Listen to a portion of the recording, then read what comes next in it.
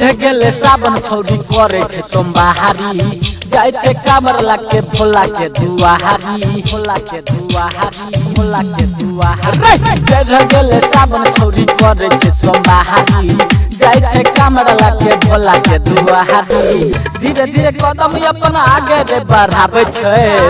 बढ़ाबै छे बढ़ाबै छे फलाना का बेटी है रे जलावा चढ़ाबै छे चढ़ाबै छे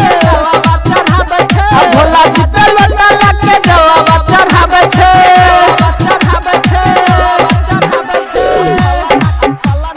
फलाना का बेटी है रे जलावा चढ़ाबै छे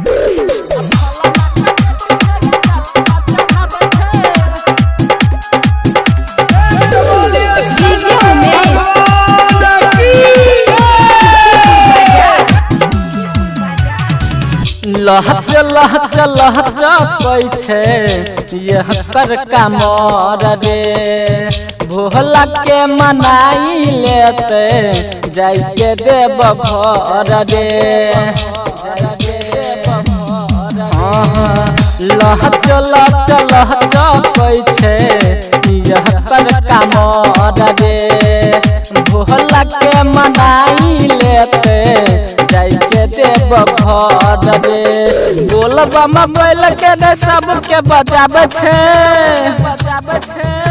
बजाबै छे अब फलाना के बेटी देखी जलावा चढ़ाबै छे भोला जी के लोटा से रे जलावा चढ़ाबै छे।